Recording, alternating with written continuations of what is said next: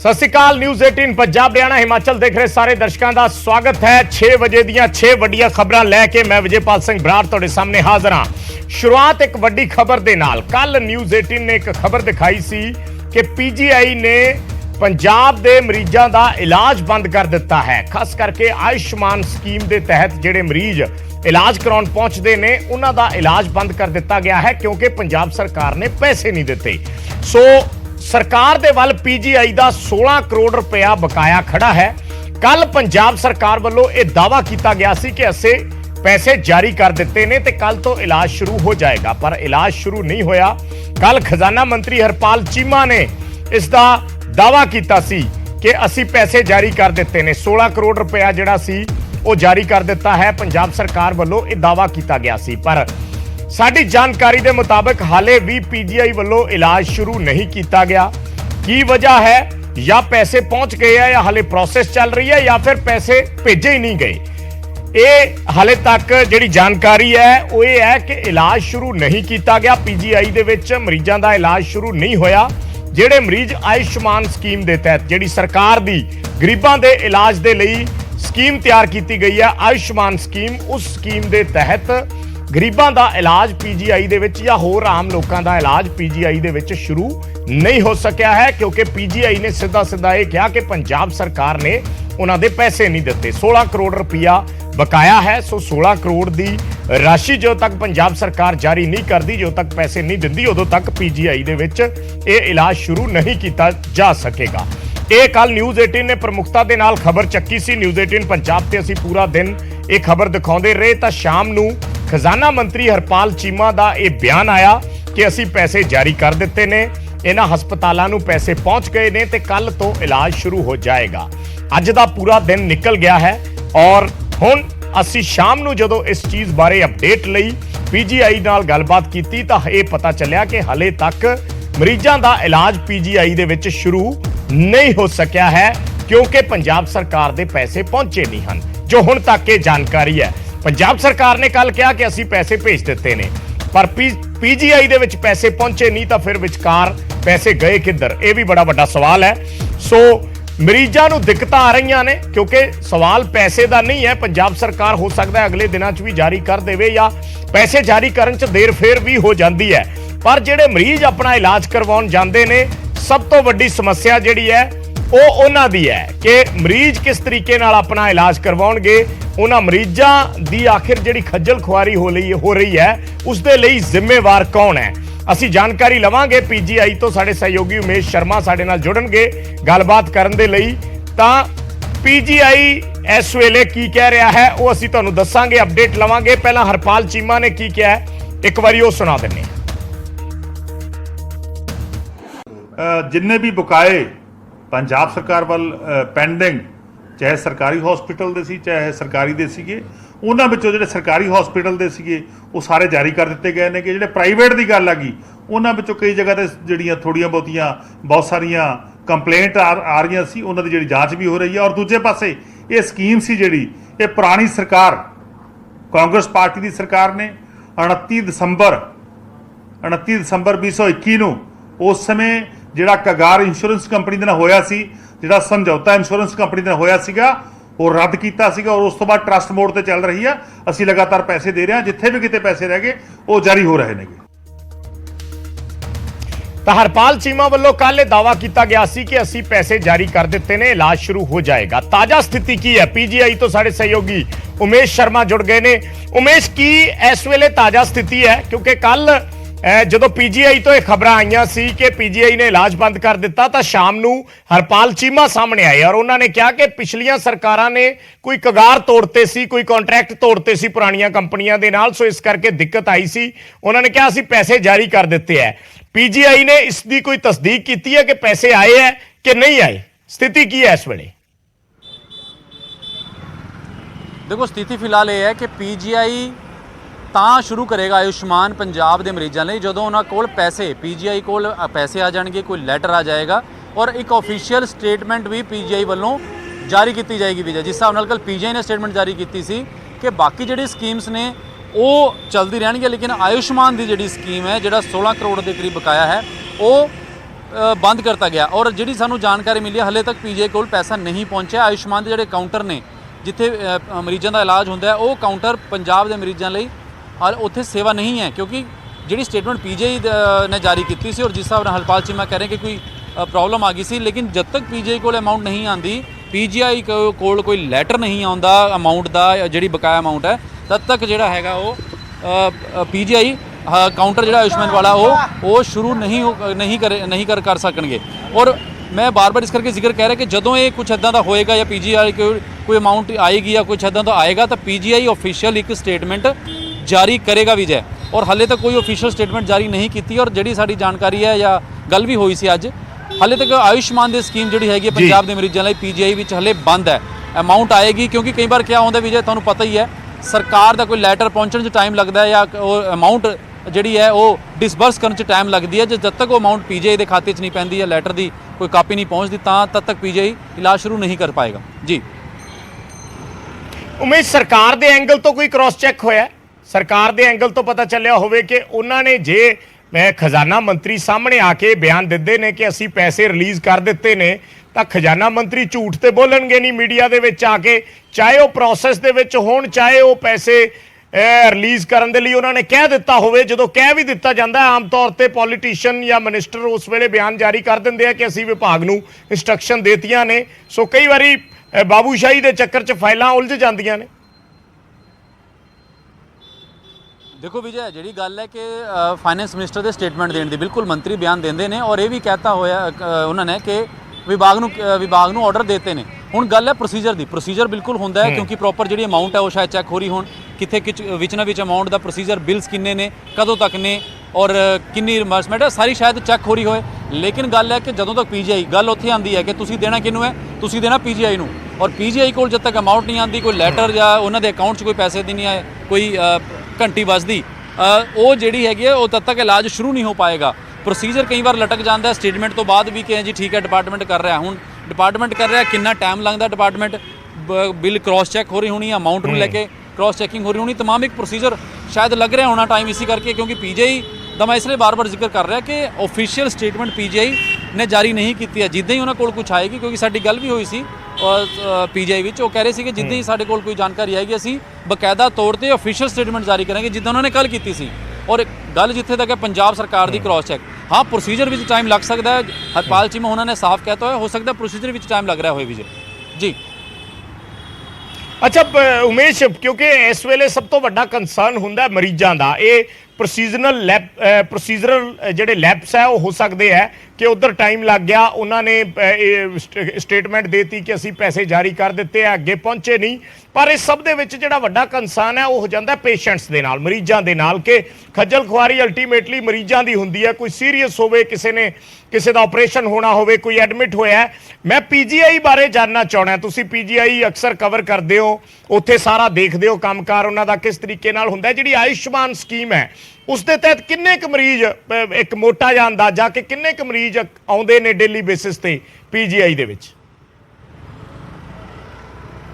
ਦੇਖੋ ਵਿਜੇ, ਮੋਟਾ ਅੰਦਾਜ਼ਾ ਜੇ ਆਪਾਂ ਗੱਲ ਕਰੀਏ ਆਯੁਸ਼ਮਾਨ ਸਕੀਮ 'ਚ ਟ੍ਰੀਟਮੈਂਟ ਇੱਕ ਹੈ, ਪ੍ਰੋਪਰ ਇੱਕ ਜਿਹੜਾ ਕਾਰਡ ਬਣਿਆ ਹੁੰਦਾ ਹੈ, ਉਹ ਪੀਜੀਆਈ ਵਿੱਚ ਇੱਕ ਕਾਊਂਟਰ ਹੈ, ਉੱਥੇ ਜਾ ਕੇ ਰਜਿਸਟਰਡ ਕਰਾਉਣਾ ਪੈਂਦਾ। ਔਰ ਜੇ ਮੈਂ ਐਵਰੇਜ ਦੀ ਗੱਲ ਕਰਾਂ ਤੇ 1000-1200 ਦੇ ਕਰੀਬ, 1500 ਦੇ ਕਰੀਬ ਡੇਲੀ ਮਰੀਜ਼ ਪੰਜਾਬ ਦੇ ਹੈ। ਉਹ ਸਿਰਫ ਮੈਂ ਪੰਜਾਬ ਦਾ ਇਹ ਡਾਟਾ ਇੱਕ ਦੱਸ ਰਿਹਾ, ਮੋਟਾ ਜਿਹਾ ਅੰਦਾਜ਼ਾ 1000 ਤੋਂ ਲੈ ਕੇ 1500 ਦੇ ਕਰੀਬ ਮਰੀਜ਼ ਜਿਹੜੇ ਆਯੁਸ਼ਮਾਨ ਦੇ ਉਹ ਆਉਂਦੇ ਨੇ, ਜਿਹੜੇ ਆਯੁਸ਼ਮਾਨ ਹੁੰਦੇ ਨੇ। ਇਹ ਡੇਲੀ ਡਾਟਾ ਹੈ, ਉਹ ਵੱਧ ਵੀ ਸਕਦਾ, ਘੱਟ ਵੀ ਸਕਦਾ, ਯਾਨੀ ਕਿ ਇੱਕ ਐਵਰੇਜ ਲਗਾ ਲਓ ਕਿ 1000 ਤੋਂ ਲੈ ਕੇ 2000 ਦੇ ਵਿੱਚ ਕੋਈ ਵੀ ਇੱਕ ਡਾਟਾ ਸਾ ਮੋਟਾ ਅੰਦਾਜ਼ਾ ਆਪਾਂ ਲਾ ਸਕਦੇ ਨੇ।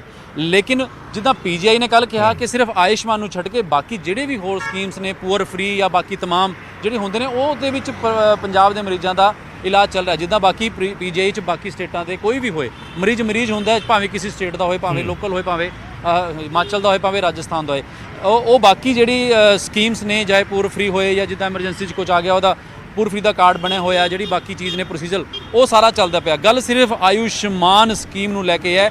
ਔਰ ਵਿਜੇ, ਮੈਂ ਇੱਕ ਗੱਲ ਹੋਰ ਜ਼ਿਕਰ ਕਰਦਾ, ਗੌਰਮੈਂਟ ਹਸਪੀਟਲ ਸੈਕਟਰ 32 ਨੇ ਵੀ ਮਨਾ ਕਰਤਾ ਸੀ, ਉੱਥੇ ਵੀ ਅਮਾਊਂਟ ਪੈਂਡਿੰਗ ਸੀਗੀ 2.5 ਕਰੋੜ ਦੀ ਪੰਜਾਬ ਸਰਕਾਰ ਦੀ, ਉਹਨਾਂ ਨੇ ਵੀ ਮਨਾ ਕਰਤਾ ਸੀ। ਉਸ ਤੋਂ ਬਾਅਦ ਪੀਜੀਆਈ ਨੇ ਜਦੋਂ 16 ਕਰੋੜ ਦਾ ਬਕਾਇਆ ਖੜਿਆ ਹੋਇਆ, ਲੈਟਰ ਰਿਮਾਈਂਡਰ ਬਾਰ-ਬਾਰ ਭੇਜੇ ਗਏ ਉਹ ਉੱਥੇ ਤਾਂ ਜਾ ਕੇ ਮਰੀਜ਼ਾਂ ਦਾ ਇੱਥੇ ਆਯੁਸ਼ਮਾਨ ਸਕੀਮ ਦੇ ਅੰਡਰ ਇਲਾਜ ਬੰਦ ਕੀਤਾ ਗਿਆ, ਕਿਉਂਕਿ ਪੀਜੀਆਈ ਦਾ ਕਹਿਣਾ ਸੀਗਾ ਕਿ ਸਾਡਾ ਕੰਮ ਹਾਲਾਂਕਿ ਮਰੀਜ਼ਾਂ ਦਾ ਟ੍ਰੀਟਮੈਂਟ ਕਰਨਾ, ਲੇਕਿਨ ਸਾਨੂੰ ਵੀ ਉੱਪਰ ਜਵਾਬ ਦੇਣਾ ਪੈਂਦਾ, ਸਾਨੂੰ ਵੀ ਇਹ ਸੈਂਟਰ ਨਾਲ, ਸਾਨੂੰ ਸੈਂਟਰ ਤੋਂ ਝਿੜਕਾਂ ਯਾਨੀ ਕਿ ਜਵਾਬ ਤਲਬੀ ਸਾਡੀ ਵੀ ਹੁੰਦੀ ਹੈ, ਤਾਂ ਕਰਕੇ ਰੋਕਣਾ ਪਿਆ। ਤਾਂ ਹੁਣ ਦੇਖਣਾ ਹੋਏਗਾ ਸ਼ਾਇਦ ਅੱਜ ਕੱਲ੍ਹ 'ਚ ਜਿੰਨੀ ਛੇਤੀ ਹੋ ਸਕਦਾ ਕਿ ਜਿੱਦਾਂ ਪੀਜੀਆਈ ਕੋਲ ਅਮਾਊਂਟ ਪਹੁੰਚੇਗੀ ਤਾਂ ਆਯੁਸ਼ਮਾਨ ਸਕੀਮ ਲਈ ਜਿਹੜੇ ਮਰੀਜ਼ ਨੇ ਪੰਜਾਬ ਦੇ ਉਹ ਫਿਰ ਉਸ ਤਰ੍ਹਾਂ ਹੀ ਆਪਣਾ ਇਲਾਜ ਜਿਹੜਾ ਹੈ ਉਹ ਪੀਜੀਆਈ 'ਚ ਕਰਾ ਸਕਣਗੇ। ਜੀ ਵਿਜੇ। ਠੀਕ ਹੈ, ਧੰਨਵਾਦ ਉਮੇਸ਼ ਇਸ ਪੂਰੀ ਜਾਣਕਾਰੀ ਦੇ ਲਈ। ਤਾਂ ਪੀਜੀਆਈ ਵੱਲੋਂ ਵਾਰ-ਵਾਰ ਰਿਮਾਈਂਡਰ ਦਿੱਤੇ ਗਏ, ਪੰਜਾਬ ਸਰਕਾਰ ਨੂੰ ਚਿੱਠੀਆਂ ਭੇਜੀਆਂ ਗਈਆਂ, ਪਰ ਜਦੋਂ ਪੈਸੇ ਜਾਰੀ ਨਹੀਂ ਕੀਤੇ ਗਏ ਤਾਂ ਹਾਰ ਕੇ ਫਿਰ ਪੀਜੀਆਈ ਨੂੰ ਸਖਤ ਫੈਸਲਾ ਲੈਣਾ ਪਿਆ। ਹਾਲਾਂਕਿ ਸਰਕਾਰ ਕਹਿ ਰਹੀ ਹੈ ਕਿ ਅਸੀਂ ਪੈਸੇ ਜਾਰੀ ਕਰ ਦਿੱਤੇ ਨੇ, ਪਰ ਹਾਲੇ ਉਹ ਰਸਤੇ 'ਚ ਨੇ, ਪੀਜੀਆਈ ਕੋਲ ਪਹੁੰਚੇ ਨਹੀਂ। ਜਦੋਂ ਪਹੁੰਚਣਗੇ ਪੀਜੀਆਈ ਇਲਾਜ ਸ਼ੁਰੂ ਕਰ ਦੇਵੇਗਾ। ਅਗਲੀ ਵੱਡੀ ਖਬਰ ਦਾ ਰੁਖ ਕਰਦੇ ਹਾਂ। ਪੰਜਵੀਂ ਵੱਡੀ ਖਬਰ, ਪੰਜਾਬ ਦੇ ਵਿੱਚ ਹੁਣ ਕੋਰੋਨਾ ਦੀ ਚਿੰਤਾ ਇੱਕ ਵਾਰ ਫਿਰ ਪੈਦਾ ਹੋ ਗਈ ਹੈ। ਕੋਰੋਨਾ ਦੇ ਕੇਸ ਵਧ ਰਹੇ ਨੇ ਔਰ ਪੰਜਾਬ ਦੇ ਮੁੱਖ ਮੰਤਰੀ ਨੇ ਸਿਹਤ ਅਫਸਰਾਂ ਦੇ ਨਾਲ ਅੱਜ ਇਸ ਬਾਬਤ ਇੱਕ ਬੈਠਕ ਵੀ ਕੀਤੀ। ਸਿਹਤ ਵਿਭਾਗ ਦੀਆਂ ਤਿਆਰੀਆਂ ਦਾ ਜਾਇਜ਼ਾ ਲਿਆ ਕਿ ਜੇ ਅਚਾਨਕ ਇੱਕਦਮ ਕੇਸ ਵੱਧ ਆ ਜਾਂਦੇ ਨੇ ਤਾਂ ਫਿਰ ਉਸ ਨੂੰ ਲੈ ਕੇ ਸਿਹਤ ਮਹਿਕਮੇ ਦੀਆਂ ਤਿਆਰੀਆਂ ਕੀ ਨੇ। ਇਹਨਾਂ ਤਿਆਰੀਆਂ ਦਾ ਜਾਇਜ਼ਾ ਅੱਜ ਸੀਐਮ ਵੱਲੋਂ ਖੁਦ ਲਿਆ ਗਿਆ ਔਰ ਲੋਕਾਂ ਨੂੰ ਵੀ ਸੁਚੇਤ ਕਰਨ ਦੇ ਨਿਰਦੇਸ਼ ਦਿੱਤੇ ਗਏ ਕਿ ਲੋਕ ਆਪਣਾ ਬਚਾਅ ਰੱਖਣ। ਡੇਂਗੂ ਤੇ ਮਲੇਰੀਆ ਦੇ ਖਿਲਾਫ ਵੀ ਉਹਨਾਂ ਨੇ ਕਿਹਾ ਕਿ ਪੰਜਾਬ ਸਰਕਾਰ ਦੀ ਜਿਹੜੀ ਸਿਹਤ ਮਹਿਕਮੇ ਦੀ ਮੁਹਿੰਮ ਹੈ ਉਸ ਤੇ ਜ਼ੋਰ ਦਿੱਤਾ ਜਾਵੇ। ਸਿਹਤ ਮੰਤਰੀ ਚੇਤਨ ਸਿੰਘ ਜੌੜਾ ਮਾਜਰਾ ਬੈਠਕ ਦੇ ਵਿੱਚ ਅੱਜ ਮੌਜੂਦ ਰਹੇ ਔਰ ਵਾਈਸ ਚਾਂਸਲਰ ਵਿਵਾਦ ਤੋਂ ਬਾਅਦ, ਇਹ ਪਹਿਲੀ ਵਾਰ ਸੀ ਵਾਈਸ ਚਾਂਸਲਰ ਵਿਵਾਦ ਤੋਂ ਬਾਅਦ ਜਦੋਂ ਅੱਜ ਇਹ ਮੀਟਿੰਗ ਹੋਈ ਸੀ, ਪਹਿਲੀ ਜਿਹੜੀ ਅਫੀਸ਼ੀਅਲ ਮੀਟਿੰਗ ਸੀ ਇਹ ਅੱਜ ਜਿਹੜੀ ਉਹਨਾਂ ਵੱਲੋਂ ਕੀਤੀ ਗਈ ਹੈ ਸਿਹਤ ਮਹਿਕਮੇ ਦੇ ਨਾਲ। ਨੁਪਿੰਦਰ ਬਰਾੜ ਮੇਰੇ ਸਹਿਯੋਗੀ ਜੁੜ ਰਹੇ ਨੇ ਇਸ ਤੇ ਹੋਰ ਅਪਡੇਟ ਦੇ ਲਈ। ਨੁਪਿੰਦਰ, ਕੀ ਸਰਕਾਰ ਦੇ ਕੋਲ ਇਸ ਵੇਲੇ ਕੀ ਜਾਣਕਾਰੀ ਹੈ ਮੀਟਿੰਗ ਦੇ ਵਿੱਚ? ਜੇ ਮੈਂ ਸਿੱਧਾ ਪੁੱਛਾਂ, ਕੀ ਸੀਐਮ ਨੂੰ ਦੱਸਿਆ ਗਿਆ ਪੰਜਾਬ ਦੇ ਕੋਰੋਨਾ ਦੇ ਕੇਸਿਸ ਬਾਰੇ ਔਰ ਤਿਆਰੀਆਂ ਬਾਰੇ? ਦੇਖੋ ਵਿਜੇ, ਕੋਰੋਨਾ ਨੂੰ ਲੈ ਕੇ ਚਿੰਤਾ ਇਸ ਲਈ ਹੁੰਦੀ ਹੈ ਕਿਉਂਕਿ ਪਿਛਲੀਆਂ ਲਹਿਰਾਂ ਦੇਖ ਚੁੱਕਿਆ ਪੰਜਾਬ। ਪੂਰੀ ਦੁਨੀਆ ਨੇ ਜਿਹੜੀਆਂ ਪਿਛਲੀਆਂ ਵੇਵ ਸੀ ਉਹ ਦੇਖੀਆਂ ਨੇ। ਪੰਜਾਬ ਨੇ ਸੈਕੰਡ ਵੇਵ ਦੇ ਵਿੱਚ ਤਾਂ ਵੱਡਾ ਨੁਕਸਾਨ ਝੱਲਿਆ। ਨੌਜਵਾਨ ਜਿਹੜੇ ਨੇ ਉਹਨਾਂ ਦੀ ਵੀ ਕਿਸ ਤਰ੍ਹਾਂ ਮੌਤ ਹੋਈ ਸੀ ਔਰ ਉਸ ਤੋਂ ਬਾਅਦ ਹਾਲਾਂਕਿ ਜਿਹੜੀ ਥਰਡ ਵੇਵ ਦੇ ਵਿੱਚ ਕਿਤੇ ਨਾ ਕਿਤੇ ਪੰਜਾਬ ਸੰਭਲ ਗਿਆ ਸੀ। ਤਾਂ ਦੇਖੋ ਹੁਣ ਜਦੋਂ ਇੱਕ ਵਾਰੀ ਫਿਰ ਤੋਂ ਡਰ ਸਤਾਉਣ ਲੱਗਾ, ਜਦੋਂ ਕੇਸ ਵਧਣ ਲੱਗੇ ਨੇ, ਤਾਂ ਸਰਕਾਰ ਪਹਿਲਾਂ ਤੋਂ ਹੀ ਇਹਨਾਂ ਚੀਜ਼ਾਂ ਦੀਆਂ ਤਿਆਰੀਆਂ ਕਰ ਲੈਣਾ ਚਾਹੁੰਦੀ ਹੈ ਕਿ ਐਸਾ ਨਾ ਹੋਵੇ ਕਿ ਕਿਤੇ ਵੇਸਲੇ ਹੋ ਜਾਈਏ, ਥੋੜੇ ਬਹੁਤੇ ਕਿਤੇ ਢਿੱਲ ਦੇ ਦਈਏ ਤੇ ਜਿਹੀ ਢਿੱਲ ਦਾ ਖਮਿਆਜ਼ਾ ਜਿਹੜਾ ਹੈਗਾ ਬਾਅਦ ਵਿੱਚ ਭੁਗਤਣਾ ਪਵੇ। ਸ਼ੁਰੂ ਤੋਂ ਲੈ ਕੇ ਜੇ ਤਿਆਰੀਆਂ ਟਾਈਮ ਤੇ ਕੀਤੀਆਂ ਜਾਣਗੀਆਂ ਤਾਂ ਪੰਜਾਬ ਦੀ ਹਾਲਤ ਆ ਜਿਹੜੀ ਉਹ ਕੰਟਰੋਲ ਦੇ ਵਿੱਚ ਰਹੇਗੀ। ਜਿੱਦਾਂ ਤੁਸੀਂ ਦੇਖੋ ਕਿ ਸਭ ਤੋਂ ਵੱਡੀ ਦਿੱਕਤ ਜਿੱਦਾਂ ਆਈ ਸੀ, ਆਕਸੀਜਨ ਦੀ ਆਈ ਸੀ ਜਾਂ ਦਵਾਈਆਂ ਦੀ ਆਈ ਸੀ, ਤਾਂ ਉਹਨਾਂ ਚੀਜ਼ਾਂ ਨੂੰ ਲੈ ਕੇ ਪੰਜਾਬ ਸਰਕਾਰ ਨੇ, ਮੁੱਖ ਮੰਤਰੀ ਹੋਰਾਂ ਨੇ ਵਿਭਾਗ ਤੋਂ ਜਿਹੜੀ ਹੈਗੀ ਕਹਿ ਸਕਦੇ ਹਾਂ ਕਿ ਅਪਡੇਟ ਲਈ ਹੈ ਔਰ ਉਹਨਾਂ ਨੂੰ ਸੁਚੇਤ ਰਹਿਣ ਦੇ ਲਈ ਔਰ ਸਾਰੀਆਂ ਜਿਹੜੀਆਂ ਤਿਆਰੀਆਂ ਮੁਕੰਮਲ ਕਰਨ ਦੇ ਲਈ ਕਹਿ ਦਿੱਤਾ ਕਿ ਭਾਈ ਆਕਸੀਜਨ ਦੇ ਪਲਾਂਟ ਹੈ ਜਿਹੜੇ ਤੁਹਾਡੇ ਉਹ ਚੈੱਕ ਕਰ ਲਓ। ਆਕਸੀਜਨ ਕਿਉਂਕਿ ਰੂਟੀਨ ਦੇ ਵਿੱਚ ਉਨੀ ਜ਼ਰੂਰਤ ਨਹੀਂ ਹੁੰਦੀ ਜਿੰਨੀ ਕੋਵਿਡ ਕਾਲ ਦੇ ਵਿੱਚ ਪੈਂਦੀ ਹੈ, ਕਿਉਂਕਿ ਸਿੱਧਾ ਅਸਰ ਜਿਹੜਾ ਸਾਹ ਤੇ ਪੈਂਦਾ, ਆਕਸੀਜਨ ਦੀ ਬੜੀ ਜ਼ਰੂਰਤ ਪੈਂਦੀ ਆ। ਤਾਂ ਆਕਸੀਜਨ ਪਲਾਂਟ ਆ ਜਿਹੜੇ ਤੁਹਾਡੇ ਕਿਉਂਕਿ ਨਵੇਂ ਵੀ ਲਾਏ ਗਏ ਸੀ, ਉਹਨਾਂ ਦੀ ਤਿਆਰੀ ਦੇਖ ਲਓ, ਉਹਨਾਂ ਨੂੰ ਚੈੱਕ ਕਰ ਲਓ। ਪਹਿਲਾਂ ਵਾਂਗੂ ਕਿਤੇ ਦੁਬਾਰਾ ਦਿੱਕਤ ਨਾ ਆਵੇ, ਕੋਈ ਕਮੀ ਹੈ ਤਾਂ ਤੁਸੀਂ ਦੱਸੋ ਤਾਂ ਕਿ ਉਹਨਾਂ ਨੂੰ ਪਹਿਲਾਂ ਹੀ ਪ੍ਰਬੰਧ ਪੂਰਾ ਕੀਤਾ ਜਾ ਸਕੇ। ਦਵਾਈਆਂ ਦੀ ਗੱਲ ਹੋਈ ਹੈ ਕਿ ਦਵਾਈਆਂ ਜਿਹੜੀਆਂ ਦਵਾਈਆਂ ਦੀ ਤੁਹਾਨੂੰ ਲੱਗਦਾ ਹੈ ਕਿ ਉਸ ਵੇਲੇ ਲੋੜ ਆ ਜਾਂ ਲੋੜ ਪਹਿਲਾਂ ਵੀ ਪਈ ਸੀ, ਤਾਂ ਉਹ ਤੁਸੀਂ ਤਿਆਰੀਆਂ ਆਪਦੀਆਂ ਪ੍ਰੋਪਰ ਕਰ ਲਓ। ਡਿਪਾਰਟਮੈਂਟ ਨੂੰ ਜਿਹੜੀਆਂ ਚੀਜ਼ਾਂ ਦੀ ਸਰਕਾਰ ਤੋਂ ਜ਼ਰੂਰਤ ਹੈ ਸਰਕਾਰ ਉਹਨਾਂ ਚੀਜ਼ਾਂ ਨੂੰ ਪ੍ਰੋਵਾਈਡ ਕਰੇਗੀ ਸਿੱਧੇ ਤੌਰ ਤੇ, ਕਿਉਂਕਿ ਕੱਲਾ ਕੋਵਿਡ ਨਹੀਂ ਵਿਜੇ, ਇਹਨਾਂ ਦਿਨਾਂ ਦੇ ਵਿੱਚ ਮਲੇਰੀਆ, ਡੇਂਗੂ, ਇਹਨਾਂ ਚੀਜ਼ਾਂ ਦੀ ਬੜੀ ਵੱਡੀ ਸਮੱਸਿਆ ਖੜੀ ਹੋ ਜਾਂਦੀ ਆ ਕਿਉਂਕਿ ਬਰਸਾਤਾਂ ਦੇ ਦਿਨ ਨੇ ਔਰ ਡੇਂਗੂ ਮੱਛਰ ਆ ਜਿਹੜਾ ਉਹ ਇੱਕਦਮ ਜਿਹੜਾ ਹੈਗਾ ਫੈਲਦਾ ਔਰ ਵੱਡੀ ਦਿੱਕਤ ਆਉਂਦੀ ਹੈ। ਇਸ ਕਰਕੇ ਸਾਰੀਆਂ ਬਿਮਾਰੀਆਂ ਨਾਲ ਨਜਿੱਠਣ ਦੇ ਲਈ ਮੁੱਖ ਮੰਤਰੀ ਨੇ ਤਿਆਰੀਆਂ ਦਾ ਜਾਇਜ਼ਾ ਲਿਆ। ਜੀ ਅੱਛਾ ਨੁਪਿੰਦਰ, ਇੱਕ ਚੀਜ਼ ਮੈਂ ਹੋਰ ਜਾਣਨੀ ਚਾਹੂੰਗਾ। ਅੱਜ ਚੇਤਨ ਸਿੰਘ ਜੌੜਾ ਮਾਜਰਾ ਸਿਹਤ ਮੰਤਰੀ ਮੌਜੂਦ ਸੀਗੇ ਮੀਟਿੰਗ ਦੇ ਵਿੱਚ ਔਰ ਇਹ ਜਦੋਂ ਵਾਈਸ ਚਾਂਸਲਰ ਵਾਲਾ ਵਿਵਾਦ ਹੋਇਆ ਉਸ ਤੋਂ ਬਾਅਦ ਇਹ ਪਹਿਲੀ ਮੀਟਿੰਗ ਸੀ ਔਰ ਇਹ ਵੀ ਚਰਚਾਵਾਂ ਸੁਣੀਆਂ ਸੀ ਕਿ ਸੀਐਮ ਨੇ ਉਹਨਾਂ ਨੂੰ ਸਖਤ ਤਾੜਨਾ ਕੀਤੀ ਹੈ। ਇੱਥੋਂ ਤੱਕ ਵੀ ਖਬਰਾਂ ਆਈਆਂ ਕਿ ਸੀਐਮ ਨੇ ਝਾੜਿਆ ਵੀ ਹੈ। ਇਹ ਵੀ ਚਰਚਾਵਾਂ ਹੋਈਆਂ ਕਿ ਇੱਕ ਸਖਤ ਫੈਸਲਾ ਵੀ ਸਰਕਾਰ ਵੱਲੋਂ ਲਿਆ ਜਾ ਸਕਦਾ ਹੈ। ਪਰ ਅੱਜ ਜੇ ਪਹਿਲੀ ਅਫੀਸ਼ੀਅਲ ਮੀਟਿੰਗ ਹੋਈ ਹੈ, ਸਾਰਾ ਤਿਆਰੀਆਂ ਦਾ ਜਾਇਜ਼ਾ ਲਿਆ ਗਿਆ, ਇਹਦਾ ਮਤਲਬ ਸਰਕਾਰ ਵਾਲੇ ਐਂਗਲ ਤੇ ਸਭ ਕੁਝ ਠੀਕ ਹੈ, ਕੋਈ ਐਸੀ ਗੱਲ ਨਹੀਂ ਹੈ, ਇਹ ਸਮਝਿਆ ਜਾਵੇ। ਦੇਖੋ ਗੱਲ ਇਸ ਤਰ੍ਹਾਂ ਵਿਜੇ, ਕਿਉਂਕਿ ਅੱਜ ਦੀ ਘੜੀ ਦੇ ਵਿੱਚ ਸਿਹਤ ਮੰਤਰੀ ਚੇਤਨ ਸਿੰਘ ਜੌੜਾ ਮਾਜਰਾ ਨੇ, ਤਾਂ ਫਿਰ ਜਦੋਂ ਤੁਸੀਂ ਸਿਹਤ ਵਿਭਾਗ ਦੇ ਨਾਲ ਜੁੜਿਆ ਹੋਇਆ ਕੋਈ ਵੀ ਮਸਲਾ ਵਿਚਾਰ ਰਹੇ ਹੋ, ਕਿਉਂਕਿ ਅੱਜ ਤੱਕ ਦੀ ਜ਼ਿੰਮੇਵਾਰੀ ਤਾਂ ਉਹਨਾਂ ਦੀ ਹੈ, ਜਿੰਨੀ ਦੇਰ ਤੱਕ ਉਹ ਉਸ ਕੁਰਸੀ ਤੇ ਬੈਠੇ ਨੇ, ਜਿੰਨੀ ਦੇਰ ਤੱਕ ਉਸ ਕੁਰਸੀ ਤੇ ਹਨ, ਤਾਂ ਜ਼ਿੰਮੇਵਾਰੀ ਉਹਨਾਂ ਦੀ ਵੀ ਬਣਦੀ ਹੈ। ਇਸ ਕਰਕੇ ਮੈਨੂੰ ਲੱਗਦਾ ਹੈ ਕਿ ਉਹਨਾਂ ਦਾ ਹੋਣਾ ਲਾਜ਼ਮੀ ਸੀ ਔਰ ਮੁੱਖ ਮੰਤਰੀ ਨੂੰ ਲੈ ਕੇ ਜਿਸ ਤਰ੍ਹਾਂ ਜਾਣਕਾਰੀ ਪਹਿਲਾਂ ਆ ਰਹੀ ਸੀ ਕਿ ਮੁੱਖ ਮੰਤਰੀ ਨਾਰਾਜ਼ ਵੀ ਨੇ ਉਹਨਾਂ ਤੋਂ, ਪਰ ਕਿਉਂਕਿ ਜਿੰਨੀ ਦੇਰ ਤੱਕ ਜ਼ਿੰਮੇਵਾਰੀ ਉਹਨਾਂ ਦੇ ਮੋਢਿਆਂ ਤੇ ਹੈ ਉਨੀ ਦੇਰ ਤੱਕ ਦੇਖੋ ਚਾਹੇ ਅੰਦਰ ਕੋਈ ਗੁੱਸਾ ਗਿਲਾ ਹੋਵੇ, ਚਾਹੇ ਮਨਮੁਟਾਵ ਹੋਵੇ ਵੀ, ਚਾਹੇ ਉਹਨਾਂ ਦੇ ਪ੍ਰਤੀ ਰੋਸ ਵੀ ਹੋਵੇ ਮੁੱਖ ਮੰਤਰੀ ਹੋਣ, ਕਿਉਂਕਿ ਇੱਕ ਵੀਸੀ ਨੂੰ ਲੈ ਕੇ ਦੇਖੋ ਵੱਡੀ ਸਮੱਸਿਆ ਪੈਦਾ ਹੋ ਗਈ। ਹੋਰ ਕਿੰਨੇ ਡਾਕਟਰਾਂ ਨੇ ਅਸਤੀਫੇ ਦੇ ਦਿੱਤੇ। ਤਾਂ ਜਿੰਨੀ ਦੇਰ ਤੱਕ ਇਸ ਪੂਰੇ ਮਸਲੇ ਦਾ ਹੱਲ ਨਹੀਂ ਹੁੰਦਾ, ਬੇਸ਼ੱਕ ਮੁੱਖ ਮੰਤਰੀ ਨਾਰਾਜ਼ ਹੋਣ, ਪਰ ਜ਼ਿੰਮੇਵਾਰੀ ਕਿਉਂਕਿ ਜਿਹੜਾ ਮਾਇਰਾ ਹੋਰਾਂ ਦੀ ਬਣਦੀ ਆ ਸਿਹਤ ਮਹਿਕਮੇ ਦੀ, ਉਹ ਜ਼ਿੰਮੇਵਾਰੀ ਉਹਨਾਂ ਨੂੰ ਉਨੀ ਦੇਰ ਤੱਕ ਨਿਭਾਉਣੀ ਪਏਗੀ। ਇਹੀ ਕਾਰਨ ਹੋ ਸਕਦਾ ਹੈ ਕਿ ਉਹ ਮੀਟਿੰਗ ਦੇ ਵਿੱਚ ਸ਼ਾਮਲ ਰਹੇ ਨੇ ਜੀ।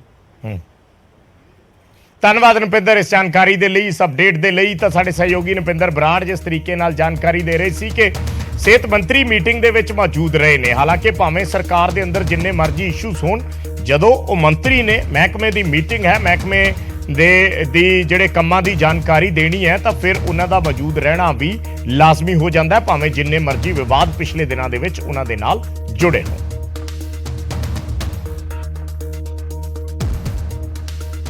ਤੇ ਅਗਲੀ ਵੱਡੀ ਖਬਰ ਦਾ ਰੁਖ ਕਰਦੇ ਹਾਂ। ਬ੍ਰੇਕਿੰਗ ਨੰਬਰ 4, ਪੰਜਾਬ ਸਰਕਾਰ ਦੀ ਨਵੀਂ ਖੇਡ ਪਾਲਿਸੀ ਦਾ ਅੱਜ ਜ਼ਿਕਰ ਹੋਇਆ ਹੈ। ਜ਼ਿਕਰ ਕਿਉਂ ਹੋਇਆ ਹੈ ਇਹ ਵੀ ਦੱਸਦੇ ਹਾਂ। ਨਿਊਜ਼ 18 ਤੇ ਖੁਦ ਖੇਡ ਮੰਤਰੀ ਮੀਤ ਹੇਰ ਨੇ ਇਹ ਵੱਡਾ ਬਿਆਨ ਦਿੱਤਾ ਹੈ ਕਿ ਛੇਤੀ ਹੀ ਅਸੀਂ ਪੰਜਾਬ ਸਰਕਾਰ ਦੀ ਨਵੀਂ ਖੇਡ ਪਾਲਿਸੀ ਲੈ ਕੇ ਆ ਰਹੇ ਹਾਂ ਔਰ ਇਸ ਦਾ ਖਿਡਾਰੀਆਂ ਨੂੰ ਕੀ ਫਾਇਦਾ ਹੋਏਗਾ। ਉਹਨਾਂ ਨੇ ਕਿਹਾ ਕਿ ਮੈਡਲ ਜੇਤੂ ਖਿਡਾਰੀਆਂ ਨੂੰ ਸਿੱਧੀ ਨੌਕਰੀ ਮਿਲੇਗੀ ਬਿਨਾਂ ਕਿਸੇ ਟੈਸਟ ਦੇ। ਉਹਨਾਂ ਨੂੰ ਟੈਸਟ ਨਹੀਂ ਦੇਣੇ ਪੈਣਗੇ। ਇਹ ਨਵੀਂ ਖੇਡ ਪਾਲਿਸੀ ਦੇ ਵਿੱਚ ਇੱਕ ਕਲੌਜ਼ ਹੋਏਗਾ ਕਿ ਖਿਡਾਰੀਆਂ ਨੂੰ ਸਿੱਧੀ ਨੌਕਰੀ ਮਿਲ ਜਾਏਗੀ ਬਿਨਾਂ ਕਿਸੇ ਟੈਸਟ ਦੇ। ਜਿਹੜੇ ਖਿਡਾਰੀ ਆਪਣੇ ਦੇਸ਼ ਦੇ ਲਈ ਮੈਡਲ ਜਿੱਤਦੇ ਨੇ, ਦੇਸ਼ ਦੇ ਲਈ ਸਨਮਾਨ ਲੈ ਕੇ ਆਉਂਦੇ ਨੇ, ਉਹਨਾਂ ਨੂੰ ਕਿਸੇ ਤਰ੍ਹਾਂ ਦੀ ਟੈਸਟ ਪ੍ਰਕਿਰਿਆ ਚੋਂ ਨਹੀਂ ਲੰਘਣਾ ਪਏਗਾ। ਇਹ ਗੱਲ ਮੀਤ ਹੇਰ ਵੱਲੋਂ ਅੱਜ ਸਪਸ਼ਟ ਕਰ ਦਿੱਤੀ ਗਈ ਹੈ। ਵੀ ਉਹ ਖੇਡਾਂ ਦੇ ਵਿੱਚ ਪੰਜਾਬ ਕਾਮਨਵੈਲਥ 'ਚ ਬਾਜੀ ਮਾਰ ਰਿਹਾ, ਕਿਸ ਤਰੀਕੇ ਨਾਲ ਦੇਖਦੇ ਹੋ ਅਵਾਰਡ ਮੈਡਲ ਜਿਹੜੇ ਉਹ ਲਗਾਤਾਰ ਆਉਂਦੇ ਹੋਏ ਨਜ਼ਰ ਆ ਰਹੇ? ਦੇਖੋ, ਮੈਂ ਵਧਾਈ ਦਿੰਦਾ ਸਾਰੇ ਜਿਹੜੇ ਸਾਡੇ ਨੌਜਵਾਨ ਜਿਹੜੇ ਮੈਡਲ ਲੈ ਕੇ ਆ ਰਹੇ ਆ। ਸਾਡੇ ਇਕੱਲੇ ਆਪਣੇ ਉਹ ਮਾਪਿਓ ਦਾ ਨਹੀਂ, ਪੰਜਾਬ ਦਾ ਤੇ ਇਸ ਦੇਸ਼ ਦਾ ਜਿਹੜਾ ਨਾਮ ਹੈ ਉਹ ਦੁਨੀਆ 'ਚ ਚਮਕਾ ਰਹੇ ਆ। ਉਹਨਾਂ ਨੇ ਆਪਣਾ ਕੰਮ ਕਰਤਾ, ਖਾਸ ਤੌਰ ਤੇ ਕੀਤਾ ਜਿਵੇਂ ਹਰਜਿੰਦਰ ਕੌਰ, ਵੈਸੇ ਵਿਕਾਸ ਸਾਰਿਆਂ ਨੇ ਜਿਹੜਾ ਕੱਲ ਵੇਟ ਲਿਫਟਿੰਗ 'ਚੋਂ ਖੰਨੇ ਦਾ ਨੌਜਵਾਨ ਲੈ ਕੇ ਆ, ਸਾਰਿਆਂ ਨੇ ਚਲੋ ਬੜੀ ਮਿਹਨਤ ਕੀਤੀ ਹੈ। ਪਰ ਕਈਆਂ ਨੇ ਤਾਂ ਇਦਾਂ ਦੇ ਹਾਲਾਤਾਂ 'ਚ, ਜੋ ਮੈਂ ਮੀਡੀਆ ਰਾਹੀਂ ਦੇਖਿਆ, ਹਰਜਿੰਦਰ ਕੌਰ ਉਹ ਇੱਕ ਕਮਰੇ ਦੇ ਮਕਾਨ 'ਚ ਜਿਹੜਾ ਸਾਰਾ ਪਰਿਵਾਰ ਰਹਿੰਦਾ ਤੇ ਉਹ ਟੋਕਾ ਵੀ ਗੁੱਡੀ ਜਿਹੜੀ ਉਹ ਆਪ ਹੈ ਉਹ ਕਰਦੀ ਰਹੀ ਹੈ। ਮਤਲਬ ਕਿ ਉੱਦਾਂ ਦੇ ਨੌਜਵਾਨ ਸਾਰੇ ਇਹ ਇਨਸਪੀਰੇਸ਼ਨ ਨੇ ਸਾਡੀਆਂ ਆਉਣ ਵਾਲੀ ਪੀੜ੍ਹੀ ਦੇ ਲਈ, ਬੱਚਿਆਂ ਲਈ। ਉਹਨਾਂ ਨੂੰ ਬੜਾ ਹੌਸਲਾ ਮਿਲੂਗਾ ਵੀ ਜੇ ਇਹ ਇਸ ਲੈਵਲ ਤੋਂ ਉੱਠ ਕੇ ਕਾਮਨਵੈਲਥ ਗੇਮਾਂ ਚੋਂ, ਜਿੱਥੇ ਵੱਡੇ ਵੱਡੇ ਦੇਸ਼ ਆਉਂਦੇ ਆ, ਜਿੱਥੇ ਬਹੁਤ ਫੈਸਿਲਿਟੀਜ਼ ਉਹਨਾਂ ਲੋਕਾਂ ਨੂੰ ਮਿਲਦੀਆਂ, ਮੈਡਲ ਲਿਆ ਸਕਦੇ ਆ, ਤਾਂ ਅਸੀਂ ਕਿਉਂ ਲਿਆ ਸਕਦੇ? ਤੇ ਹੁਣ ਸਰਕਾਰ ਦੀ ਜ਼ਿੰਮੇਵਾਰੀ ਬਣਦੀ ਹੈ ਕਿ ਇਹਨਾਂ ਲੋਕਾਂ ਨੂੰ ਐਪਰੀਸ਼ੀਏਟ ਕਰੀਏ, ਤਾਂ ਕਿ ਉਸ ਚੀਜ਼ ਨੂੰ ਦੇਖ ਕੇ ਦੂਸਰੇ ਬੱਚਿਆਂ ਵਿੱਚ ਵੀ ਹੌਸਲਾ ਮਿਲੇ ਵੀ ਯਾਰ ਜੇ ਉਹ ਮੈਡਲ ਲੈ ਕੇ ਆਇਆ ਸੀ, ਉਹਨੇ ਮਿਹਨਤ ਕੀਤੀ, ਤਾਂ ਸਰਕਾਰ ਨੇ ਉਹਦਾ ਮੁੱਲ ਪਾਇਆ, ਅਸੀਂ ਵੀ ਹੁਣ ਮਿਹਨਤ ਕਰੀਏ। ਇਸੇ ਕਰਕੇ ਮੈਂ ਧੰਨਵਾਦ ਕਰਦਾ ਸੀਐਮ ਸਾਹਿਬ ਦਾ, ਜਿਨ੍ਹਾਂ ਨੇ ਕੈਸ਼ ਪ੍ਰਾਈਜ਼ ਜਿਹੜਾ ਸਿਲਵਰ ਲਈ 50 ਲੱਖ ਤੇ ਬ੍ਰੌਂਜ਼ ਲਈ 40 ਲੱਖ, ਜੇ ਕੋਈ 골ਡ ਲੈ ਕੇ ਆਊਗਾ ਤਾਂ ਕਹਿੰਦੇ ਆ ਹੋਰ 골ਡ ਲੈ ਕੇ ਆਉਣ, ਅਸੀਂ ਉਹਨਾਂ ਨੂੰ 75 ਲੱਖ ਰੁਪਈਆ ਜਿਹੜਾ ਉਹ ਦਈਏ। ਇਹਦੇ ਨਾਲ ਮੈਂ ਸਮਝਦਾ ਬਹੁਤ ਜ਼ਿਆਦਾ ਜਿਹੜੇ ਖੇਡਣ ਵਾਲੇ ਉਹਨਾਂ ਨੂੰ ਵੀ, ਤੇ ਜਿਹੜੇ ਆਉਣ ਵਾਲੇ ਸਮੇਂ ਜਿਨ੍ਹਾਂ ਨੇ ਮੈਡਲ ਲੈ ਕੇ ਉਹਨਾਂ ਨੂੰ ਵੀ ਜਿਹੜਾ ਹੌਸਲਾ ਮਿਲੂਗਾ। ਕਿਉਂਕਿ ਦੇਖੋ ਪੁਰਾਣੇ ਸਮੇਂ 'ਚ ਕੀ ਹੁੰਦਾ ਸੀ, ਜੇ ਤਾਂ ਇਲੈਕਸ਼ਨ ਈਅਰ ਹੁੰਦਾ ਤਾਂ ਕੈਸ਼ ਪ੍ਰਾਈਜ਼ ਮਿਲ ਜਾਂਦਾ ਸੀ, ਨੌਕਰੀਆਂ ਮਿਲ ਜਾਂਦੀਆਂ ਸੀ। ਜੇ ਕੋਈ ਇਲੈਕਸ਼ਨ ਈਅਰ ਨਹੀਂ ਹੁੰਦਾ ਸੀ ਫਿਰ ਕੁਝ ਨਹੀਂ ਸੀ ਮਿਲਦਾ। ਇਹ ਹੁਣ ਕੋਈ ਇਲੈਕਸ਼ਨ ਈਅਰ ਨਹੀਂ ਜਿਹੜਾ ਅਸੀਂ ਅਨਾਉਂਸਮੈਂਟ ਕੀਤੀ ਹੈ, ਇਸੇ ਕਰਕੇ ਕੀਤੇ ਕਿਉਂਕਿ ਅਸੀਂ ਸਾਡੇ ਜਿਹੜੇ ਨੌਜਵਾਨ ਆ, ਬੱਚੇ ਆ, ਉਹਨਾਂ ਨੂੰ ਐਪਰੀਸ਼ੀਏਟ ਕਰਨਾ ਚਾਹੁੰਦੇ ਆ। ਕਿਉਂਕਿ ਮੈਂ ਨੌਕਰੀ ਵੀ ਦਿੱਤੀ ਜਾਏਗੀ, ਕਿਉਂਕਿ ਬਹੁਤ ਸਾਰੇ ਖਿਡਾਰੀ ਕਹਿੰਦੇ ਸਾਨੂੰ ਨੌਕਰੀ ਦੀ ਲੋੜ ਹੁੰਦੀ ਹੈ, ਨੌਕਰੀ ਦਿੱਤੀ ਜਾਵੇ। ਕੋਈ ਅਜਿਹੀ ਪਾਲਿਸੀ ਆ ਰਹੀ? ਅਸੀਂ ਨਵੀਂ ਪਾਲਿਸੀ ਲੈ ਕੇ ਆ ਰਹੇ ਹਾਂ। ਅਸੀਂ ਸਾਰੇ ਜਿੰਨੇ ਵੀ ਸੂਬੇ ਆ ਜਿਨ੍ਹਾਂ ਨੇ, ਦੇਖੋ ਸਪੋਰਟਸ ਦੇ ਵਿੱਚ ਕਈ ਸੂਬਿਆਂ ਨੇ ਬੜਾ ਅੱਛਾ ਕੰਮ ਕੀਤਾ, ਉਹਨੂੰ ਐਪਰੀਸ਼ੀਏਟ ਕਰਨਾ ਚਾਹੀਦਾ। ਜੇ ਅਸੀਂ ਅੱਜ ਪਹਿਲੇ ਨੰਬਰ ਤੋਂ 16ਵੇਂ 17ਵੇਂ ਨੰਬਰ ਤੇ ਗਏ ਆ, ਤੇ ਕੋਈ 16ਵੇਂ 17ਵੇਂ ਨੰਬਰ ਤੋਂ ਪਹਿਲੇ ਨੰਬਰ ਤੇ ਆਇਆ, ਤਾਂ ਉਹਨਾਂ ਸੂਬਿਆਂ ਨੇ ਮਿਹਨਤ ਕੀਤੀ ਹੈ। ਅੱਛਾ, ਤੇ ਹੁਣ ਅੱਜ ਦੀ ਤੀਜੀ ਵੱਡੀ ਖਬਰ ਦਾ ਰੁਖ ਕਰਦੇ ਹਾਂ। ਸਰਾਵਾਂ ਤੇ ਜੀਐਸਟੀ ਲਾਉਣ ਦਾ ਮਸਲਾ। ਪਿਛਲੇ ਦਿਨੀ ਜਿਹੜੀਆਂ ਸਰਾਵਾਂ ਨੇ ਸ਼੍ਰੀ ਅੰਮ੍ਰਿਤਸਰ ਸਾਹਿਬ ਦੇ ਵਿੱਚ, ਉੱਥੇ 12% ਜੀਐਸਟੀ ਲਾਈ ਗਈ ਹੈ। ਜਿਹੜੇ ਲੋਕ ਰੁਕਦੇ ਨੇ, ਪੈਸੇ ਦਿੰਦੇ ਨੇ, ਉਹਨਾਂ ਨੂੰ 12% ਵੱਧ ਦੇਣੇ ਪੈਣਗੇ। ਅੱਜ ਇਸ ਬਾਬਤ ਕੇਂਦਰੀ ਵਿੱਤ ਮੰਤਰੀ ਦੇ ਨਾਲ ਮੁਲਾਕਾਤ ਕੀਤੀ ਹੈ ਰਾਘਵ ਚੱਡਾ ਨੇ, ਜਿਹੜੇ ਪੰਜਾਬ ਤੋਂ ਐਮਪੀ ਨੇ, ਔਰ ਉਹਨਾਂ ਨੇ ਇਹ ਮੁੱਦਾ ਚੱਕਿਆ ਹੈ ਔਰ ਉਹਨਾਂ ਨੂੰ ਇਹ ਫੈਸਲਾ ਵਾਪਸ ਲੈਣ ਦੇ ਲਈ ਕਿਹਾ ਗਿਆ ਹੈ, ਮੰਗ ਕੀਤੀ ਹੈ। ਇਸ ਦੇ ਨਾਲ ਪੰਜਾਬ ਦੇ ਹੋਰ ਮੁੱਦਿਆਂ ਤੇ ਵੀ ਚਰਚਾ ਹੋਈ ਔਰ ਪੰਜਾਬ ਦੇ ਲਈ ਵਿਸ਼ੇਸ਼ ਪੈਕੇਜ ਦੀ ਮੰਗ ਵੀ ਰਾਘਵ ਚੱਡਾ ਵੱਲੋਂ ਕੇਂਦਰੀ ਵਿੱਤ ਮੰਤਰੀ ਦੇ ਸਾਹਮਣੇ ਰੱਖੀ ਗਈ ਹੈ। ਔਰ ਸਰਾਵਾਂ ਤੇ ਜਿਹੜਾ ਜੀਐਸਟੀ ਲਾਇਆ ਗਿਆ, ਉਸ ਨੂੰ ਰਾਘਵ ਚੱਡਾ ਨੇ ਜਜ਼ੀਆ ਟੈਕਸ ਦਾ ਨਾਮ ਦਿੱਤਾ ਹੈ। ਉਹਨਾਂ ਨੇ ਕਿਹਾ ਕਿ ਇਹ ਇੱਕ ਵੇਲੇ ਮੁਗਲਾਂ ਦੇ ਸਮੇਂ ਲਾਏ ਜਾਂਦੇ ਜਜ਼ੀਆ ਟੈਕਸ ਦੇ ਵਾਂਗ ਹੈ, ਕਿਉਂਕਿ ਇਹ ਟੈਕਸ ਸ਼ਰਧਾ ਤੇ ਲਾਇਆ ਜਾ ਰਿਹਾ। ਉੱਥੇ ਸਿਰਫ ਸ਼ਰਧਾਲੂ ਜਾਂਦੇ ਨੇ ਔਰ ਉਹਨਾਂ ਦੀ ਸ਼ਰਧਾ ਤੇ ਟੈਕਸ ਲਾਉਣਾ ਗਲਤ ਹੈ। ਇਸ ਨੂੰ ਤੁਰੰਤ ਪ੍ਰਭਾਵ ਨਾਲ ਵਾਪਸ ਲੈਣਾ ਚਾਹੀਦਾ। आज मैंने देश की माननीय वित्त मंत्री निर्मला सीतारमण जी से मुलाकात करी और 2 अहम मुद्दों पे पंजाब की 3 करोड़ आवाम की ओर से बात रखी है। पहली कि आज केंद्र सरकार ने सचखंड श्री हरमंदर साहिब जी होली गोल्डन टेम्पल के बाहर बने जितने भी सराह हैं, छोटे अकोमोडेशन सेंटर जहां संगत आकर रुकती है, संगत की सेवा होती है, दर्शन के लिए जो संगत आती है वहां एक रात गुजारती है, आज उस पर 12% जीएसटी लगाकर कहीं ना कहीं सरकार ने भक्ति पे, श्रद्धा पे, संगत की सेवा पे टैक्स लगाने का काम किया है। टैक्स मुनाफे पे और मुनाफे के लिए बनी संस्थाओं पे लगता है, संगत की सेवा भक्ति पे नहीं लगता। ये भक्ति पे, हमारी श्रद्धा पे, हमारी भावनाओं पे और संगत की सेवा पे टैक्स लगाने का काम केंद्र सरकार ने किया है। मैंने आज उनसे अपील करी कि इस 12% टैक्स को, जीएसटी को आप वापस लें। ये तो मुगल काल की याद दिलाता है जब औरंगजेब ने तीर्थ यात्रियों पर जजिया लगाया था। इसी के साथ ਤੇ ਅੱਜ ਦੀ ਦੂਜੀ ਵੱਡੀ ਖਬਰ ਦਾ ਜ਼ਿਕਰ ਕਰਦੇ ਹਾਂ। ਸਿੱਧੂ ਮੂਸੇਵਾਲਾ ਕਤਲकांड ਦੇ ਮਾਮਲੇ ਦੇ ਵਿੱਚ ਭਾਰਤੀ ਜਨਤਾ ਪਾਰਟੀ ਨੇ ਹੁਣ ਸੀਬੀਆਈ ਜਾਂਚ ਦੀ ਮੰਗ ਕੀਤੀ ਹੈ। ਨਿਊਜ਼ 18 ਤੇ ਬੀਜੇਪੀ ਆਗੂ ਤਰੁਣ ਚੁੱਗ ਨੇ ਬਿਆਨ ਦਿੱਤਾ ਹੈ ਔਰ ਉਹਨਾਂ ਨੇ ਕਿਹਾ ਹੈ ਕਿ ਸਿੱਧੂ ਮੂਸੇਵਾਲਾ ਦਾ ਪਰਿਵਾਰ ਵੀ ਚਾਹੁੰਦਾ ਹੈ, ਇਸ ਕਰਕੇ ਪੰਜਾਬ ਸਰਕਾਰ ਨੂੰ ਇਹ ਜਾਂਚ ਸੀਬੀਆਈ ਨੂੰ ਸੌਂਪ ਦੇਣੀ ਚਾਹੀਦੀ ਹੈ। ਉਹਨਾਂ ਨੇ ਕਿਹਾ ਕਿ ਮੂਸੇਵਾਲਾ ਦੇ ਪਰਿਵਾਰ ਦੀ ਮੰਗ ਹੈ, ਸੋ ਸਰਕਾਰ ਨੇ ਹਾਲੇ ਤੱਕ ਇਹ ਜਾਂਚ ਕੇਂਦਰੀ ਏਜੰਸੀ ਨੂੰ ਕਿਉਂ ਨਹੀਂ ਸੌਂਪੀ ਜਾਂ ਸਰਕਾਰ ਸੀਬੀਆਈ ਜਾਂਚ ਤੋਂ ਕਿਉਂ ਕਿਨਾਰਾ ਕਰ ਰਹੀ ਹੈ, ਇਹ ਸਵਾਲ ਪੁੱਛਿਆ ਗਿਆ ਹੈ ਬੀਜੇਪੀ ਵੱਲੋਂ ਪੰਜਾਬ ਸਰਕਾਰ। लगता है ये गैंगस्टरवाद ये सुधर सकता है, ये गैंगस्टरवाद खत्म हो ऐसा सकता है कि मैं एक गल पूछना चाहना, जो मूसेवाला साहब थे फादर साहब बजुर्ग देश के गृह मंत्री ਨੂੰ ਮਿਲ ਰਹੇ ਹੈ ਔਰ ਉਹਦੀ ਸੀਬੀਆਈ ਜਾਂਚ ਦੀ ਮੰਗ ਕਰਦੇ, ਅਸੀਂ ਕਿਉਂ ਨਹੀਂ ਦਿੰਦੇ? ਐਨਆਈਏ ਜਾਂਚ ਨੂੰ ਕਿਉਂ ਨਹੀਂ ਲਿਖ ਕੇ ਭੇਜਦੇ? ਕਿਉਂ ਨਹੀਂ ਚਾਹੁੰਦੇ ਕਿ ਵੱਡੀਆਂ ਏਜੰਸੀਆਂ, ਕਿਉਂਕਿ ਜੇ ਤੇ ਗੈਂਗ ਲੋਕਲ ਨੇ, ਤੁਹਾਡਾ ਹੀ ਬਿਆਨ ਹੈ ਮੁੱਖ ਮੰਤਰੀ ਸਾਹਿਬ ਦਾ ਕਿ ਲੋਕਲ ਗੈਂਗ ਨਹੀਂ ਹੈ, ਗੈਂਗ ਲੋਕਲ ਹੈ, ਲੇਕਿਨ ਇਹਨਾਂ ਨੇ ਆਪਣੇ ਲਿੰਕ ਜਿਹੜੇ ਆ ਉਹ ਇੰਟਰਨੈਸ਼ਨਲ ਲੈਵਲ ਤੇ ਬਣਾ ਲਏ। ਜਿਨ੍ਹਾਂ ਗੈਂਗਸ ਨੂੰ ਖਤਮ ਕਰਨਾ ਹੈ ਤੇ ਸਾਨੂੰ ਵੱਡੀਆਂ ਏਜੰਸੀਆਂ ਦੀ ਸਹਿਯੋਗ ਦੀ ਜ਼ਰੂਰਤ ਹੈ। ਤੇ ਮੁੱਖ ਮੰਤਰੀ ਸਾਹਿਬ ਕਿਉਂ ਨਹੀਂ ਇਹ ਵਰਕ ਸੀਬੀਆਈ ਐਨਆਈਏ ਨੂੰ ਰਿਕਮੈਂਡ ਕਰਦੇ? ਤੇ ਅੱਜ ਦੀ ਪਹਿਲੀ ਵੱਡੀ ਖਬਰ ਦਾ ਰੁਖ ਕਰਦੇ ਹਾਂ। ਸਰਾਏ ਨਾਗਾ ਐਨਕਾਊਂਟਰ ਬਾਰੇ ਨਿਊਜ਼ 18 ਵੱਲੋਂ ਜੋ ਖੁਲਾਸਾ ਕੀਤਾ ਗਿਆ ਹੈ, ਸਰਾਏ ਨਾਗਾ ਐਨਕਾਊਂਟਰ ਤੇ ਜੋ ਅੱਜ ਤੋਂ 43 ਸਾਲ ਪਹਿਲਾਂ ਹੋਇਆ ਸੀ, ਉਸ ਤੇ ਹੁਣ ਸਿਆਸੀ ਪਾਰਟੀਆਂ ਨੇ ਜਾਂਚ ਦੀ ਮੰਗ ਕਰ ਦਿੱਤੀ ਹੈ। ਪੰਜਾਬ ਦੀਆਂ ਵੱਖ-ਵੱਖ ਸਿਆਸੀ ਪਾਰਟੀਆਂ ਵੱਲੋਂ ਜਾਂਚ ਦੀ ਮੰਗ ਕੀਤੀ ਗਈ ਹੈ। ਨਿਊਜ਼ 18 ਦੀ ਰਿਪੋਰਟ ਤੋਂ ਬਾਅਦ ਜਿਹੜੀ ਖਾਸ ਰਿਪੋਰਟ, ਸਪੈਸ਼ਲ ਰਿਪੋਰਟ ਨਿਊਜ਼ 18 ਨੇ ਉੱਥੇ ਜਾ ਕੇ ਕੀਤੀ ਹੈ, ਦਿਖਾਈ ਹੈ ਕਿ 43 ਸਾਲ ਪਹਿਲਾਂ ਕੀ ਕੁਝ ਹੋਇਆ ਸੀ। ਹੁਣ ਉਸ ਦੀ ਜਾਂਚ ਦੀ ਮੰਗ ਕੀਤੀ ਜਾ ਰਹੀ ਹੈ ਸਿਆਸੀ ਪਾਰਟੀਆਂ ਵੱਲੋਂ। ਬੀਜੇਪੀ, ਕਾਂਗਰਸ ਸਭ ਨੇ ਕਿਹਾ ਹੈ ਕਿ ਇਸ ਦੀ ਜਾਂਚ ਹੋਣੀ ਚਾਹੀਦੀ ਹੈ। ਸੁਖਦੇਵ ਸਿੰਘ ਢੀਂਡਸਾ ਨੇ ਇਸ ਦੀ ਜਾਂਚ ਦੀ ਮੰਗ ਕੀਤੀ ਹੈ। ਪੰਜਾਬ ਦੇ ਕੈਬਨਿਟ ਮੰਤਰੀ ਕੁਲਦੀਪ ਧਾਲੀਵਾਲ ਨੇ ਵੀ ਇਸ ਦੀ ਜਾਂਚ ਦੀ ਮੰਗ ਕੀਤੀ ਹੈ ਕਿ 43 ਸਾਲ ਪਹਿਲਾਂ ਹੋਏ ਉਸ ਐਨਕਾਊਂਟਰ ਨੂੰ ਲੈ ਕੇ ਸਿਮਰਨਜੀਤ ਸਿੰਘ ਮਾਨ ਜੋ ਉਸ ਵੇਲੇ ਐਸਐਸਪੀ ਸਨ, ਉਹਨਾਂ ਤੇ ਸਵਾਲ ਉੱਠੇ ਔਰ ਹੁਣ ਸਰਾਏ ਨਾਗਾ ਦਾ ਸੱਚ ਕੀ ਹੈ, ਇਸ ਦੀ ਜਾਂਚ ਹੋਣੀ ਚਾਹੀਦੀ ਹੈ। ਤੁਹਾਨੂੰ ਪਤਾ ਜਦੋਂ ਪੰਜਾਬ 'ਚ ਨੈਕਸਲੀ ਮੂਵਮੈਂਟ ਸੀ, ਚੀਫ ਮਿਨਿਸਟਰ ਸੀਗੇ ਸਰਦਾਰ ਪ੍ਰਕਾਸ਼ ਸਿੰਘ ਬਾਦਲ, ਜਿਹੜਾ ਸਭ ਤੋਂ ਪਹਿਲਾ ਪੁਲਿਸ ਮੁਕਾਬਲਾ ਹੋਇਆ ਪੰਜਾਬ 'ਚ ਬਾਬੇ ਬੂਝਾ ਸਿੰਘ ਜੀ ਦਾ ਨਵਾਂ ਸ਼ਹਿਰ ਏਰੀਏ ਦੇ ਵਿੱਚ। ਉਸ ਐਨਕਾਊਂਟਰ ਤੋਂ ਲੈ ਕੇ ਅੱਜ ਤੱਕ ਜਿੰਨੇ ਵੀ ਫੇਕ ਐਨਕਾਊਂਟਰ ਹੋਏ, ਮੈਂ ਸਭ ਦੇ ਖਿਲਾਫ ਹਾਂ।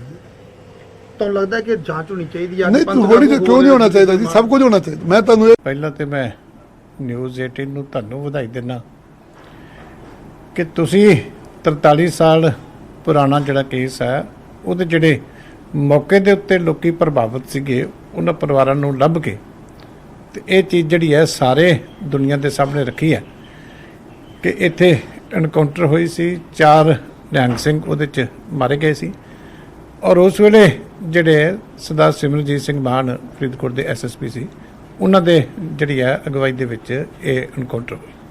ਜੇ ਕੋਈ ਇਹਨਾਂ ਨੇ ਉਸ ਸਮੇਂ ਤੇ ਇਹੋ ਜਿਹਾ ਐਨਕਾਊਂਟਰ ਕੀਤਾ ਹੈਗਾ ਜਿਹੋ ਜਿਹਾ ਤੁਸੀਂ ਦੱਸ ਰਹੇ ਹੋ, ਤਾਂ ਮੈਨੂੰ ਲੱਗਦਾ ਉਹਦੀ ਵੀ ਇਨਵੈਸਟੀਗੇਸ਼ਨ ਹੋ ਜਾਣੀ ਚਾਹੀਦੀ ਆ।